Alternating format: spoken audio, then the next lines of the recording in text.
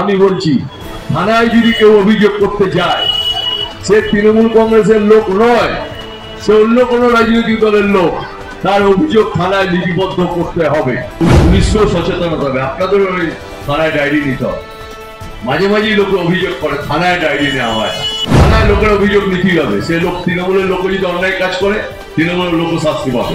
বারাসাতকে আরো পরিষ্কার পরিচ্ছন্ন করা দরকার আছে, এটা মাথায় রাখতে হবে। মমতা অভিষেকের পর জ্যোতিপ্রিয়, কেন হঠাৎ কঠোর তৃণমূল?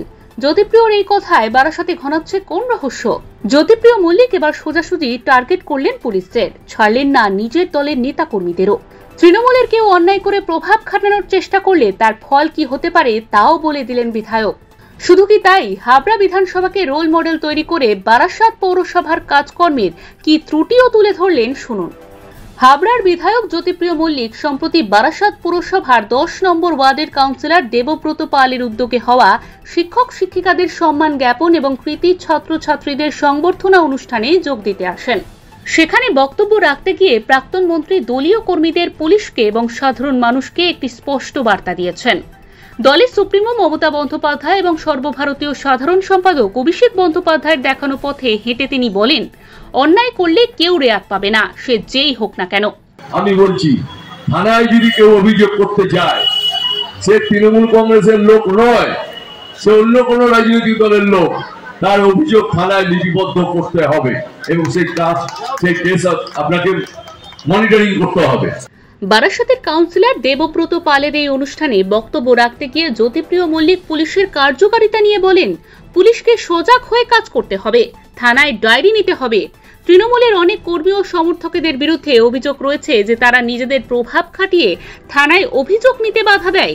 এই প্রসঙ্গে জ্যোতিপ্রিয় মল্লিক বলেন, কেউ অভিযোগ জানাতে এলে তা নিতে হবে, এরকম করা যাবে না। সে তৃণমূলের লোকও যদি অন্যায় করে শাস্তি পাবে। তিনি আরো বলেন, পুলিশকে কাজ করতে দিতে হবে, কেউ প্রভাবিত করবেন না। পুলিশকেও অনেক সজাগ হয়ে কাজ করতে হবে, পুলিশকেও সচেতন হতে হবে। আপনাদের ওই থানায় ডায়েরি নিতে হবে। মাঝে মাঝেই লোকে অভিযোগ করে, থানায় ডায়েরি নেওয়া হয় না। একদম করবেন না। থানায় লোকের অভিযোগ নিতেই হবে। সে লোক তৃণমূলের লোক যদি অন্যায় কাজ করে তৃণমূলের লোক শাস্তি পাবে, এটা মাথায় রাখতে হবে। সবাইকে এক ঐক্যবদ্ধ ভাবে কাজ করুন। আপনারা ভালো থাকবেন। আমাকে যখন ডাকবেন আমি তখনই আসবো। নিজের পাড়ার সমস্যার সমাধান কিভাবে করে নিতে হবে এদিন বুঝিয়ে দিলেন জ্যোতিপ্রিয়। কোন কৌশলে নিজেদের কাজ নিজেরা করে নেওয়া সম্ভব হবে তাও এদিন ব্যাখ্যা করে দিলেন তিনি। আপনারা বলবেন পাড়ায় ড্রেনেজ হবে না, লাইট হবে না, স্কুলটা ভালো হবে না, রোডটাকে একটু পরিষ্কার করতে হবে, জঞ্জালটা সাফাই করতে হবে, এটা আপনারা বলবেন। এটা মাথায় রাখতে হবে। আপনাদের জন্য মমতা বন্দ্যোপাধ্যায় এই প্রকল্পটা করেছে।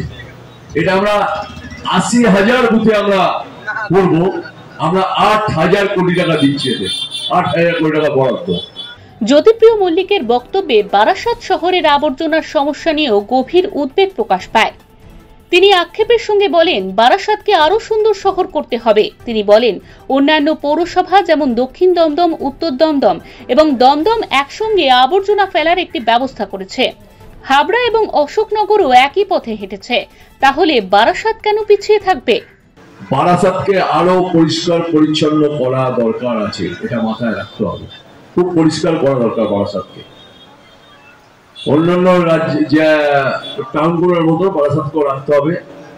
হাবড়ায় আমি কাজ করেছি, প্রচুর কাজ আমার হাবড়ায় হয়েছে। হাবড়ায় গেলে দেখতে পাবেন। হাবড়ায় আমরা পানীয় জল এনেছি। হাবড়ায় আমরা সুপার স্পেশালিটি হসপিটাল তৈরি করেছি। হাবড়ায় আমরা ওয়াটার সিস্টেম, ড্রেনেজ সিস্টেম তৈরি করেছি। আমরা আরো অনেক প্রচুর কাজ। হাবড়ার প্রতিটি স্কুলে আমরা ঠান্ডা পানীয় জল, গরম ঠান্ডা জল দিয়েছি। আমরা হাবড়া স্কুলগুলোকে, প্রতিটি স্কুলকে আমরা মডেল স্কুল করছি। হাবড়ায় 4টে ইংলিশ মিডিয়াম স্কুল করেছি। হাবড়ায় 4টে প্রাইমারি ইংলিশ মিডিয়াম, 4টে সেকেন্ডারি ইংলিশ মিডিয়াম স্কুল তৈরি হয়েছে। হাবড়াতে কাজ হয়েছে। একসাথেই কাজ করতে হবে। সব কাউন্সিলরকে একসাথে মিলে ঐক্যবদ্ধভাবে কাজ করতে হবে। দক্ষিণ দমদম পৌরসভা, উত্তর দমদম পৌরসভা, দমদম পৌরসভা এরা মিলে একটা করেছে জঞ্জাল ফেলার জায়গা। আমরা করেছি। হাবড়া আর অশোকনগর মিলে একটা করেছি। একটা বারাসাতে কেন একটা হবে না, ওরা একটা করেছে। সেইটাকে যত্ন সহকারে সেইখানে ময়লা ফেলে সেই ময়লাকে গাড়ি করে যে কোম্পানি নেবে সে নিয়ে গিয়ে সার যদি বানায় সার বানাবে, সেই কোম্পানির কাছে দিয়ে দাও। জ্যোতিপ্রিয় মল্লিকের এই স্পষ্ট এবং দৃঢ় বক্তব্য থেকে এটি স্পষ্ট যে তৃণমূল কংগ্রেস এখন দলের ভিতরের দুর্নীতি এবং অব্যবস্থাপনার বিরুদ্ধে জিরো টলারেন্স নীতি গ্রহণ করেছে। মমতা বন্দ্যোপাধ্যায় এবং অভিষেক বন্দ্যোপাধ্যায়ের মতোই জ্যোতিপ্রিয় মল্লিকও প্রমাণ করেছেন যে দল ব্যক্তির চেয়ে বড়।